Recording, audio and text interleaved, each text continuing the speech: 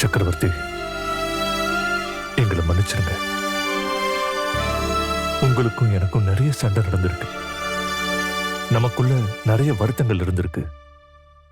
ஆனா ஒரு தகப்பனா உங்க வலி எனக்கு புரியுது.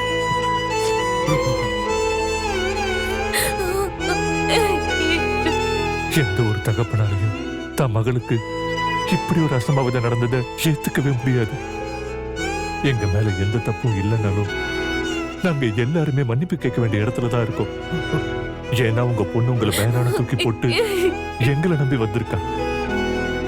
அவளுக்கு நாங்க தான் பாதுகாப்பா இருந்திருக்கணும்.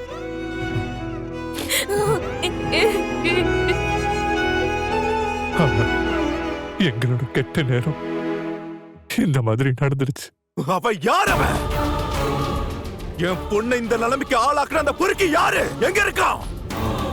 இன்னும் கண்டுபிடிக்கல அங்கிள். அவனதான் இவ்வளவு நாள் தேடிக்கிட்டு இருக்கோம். எவ்வளவு நாள் தான் தேடிட்டு இருப்பீங்க? இப்படி ஒரு விஷயம் நடந்திருக்குன்னு ஏன் என்கிட்ட மறைச்சிங்க? இன்னும் எத்தனை நாள் தான் கண்டுபிடிக்கலாம்னு சொல்லுவீங்க? போலீஸ் ஸ்டேஷன்ல கம்ப்ளைண்ட் கொடுத்தியா? அவங்க கோஆபரேட் பண்றாங்களா இல்லையா? நான் யார்கிட்ட பேசணும்னு சொல்லு, நான் பேசுறேன். அவனை சும்மா விடக்கூடாது. அவனை மாறி ஆளுங்களெல்லாம் நடுரோட்ட ஓட விட்டு சுட்டு கொல்லணும். உங்களுக்கு இருக்க கோவத்தை விட 100 மடங்கு எனக்கு இருக்கு அங்கிள். என் வைஃப் அபியூஸ் பண்ண அவனை நான் கண்டுபிடிக்காம விட மாட்டேன்.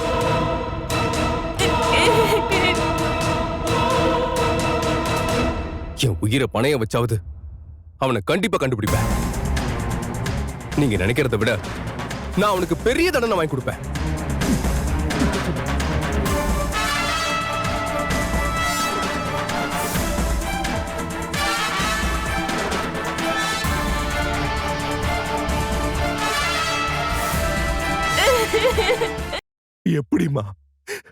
எப்படிமா அதுல இருந்து வெளியே வந்த? என் ஃபேமிலி எனக்கு சப்போர்ட்டா இல்லைன்னா நான் இப்ப உங்க முன்னாடி உயிரோட இருந்திருக்க மாட்டேன்ப்பா. மாமா, அத்தை, பார்வதி அக்கான்னு எல்லாரும் எனக்கு சப்போர்ட்டா இருக்காங்கப்பா.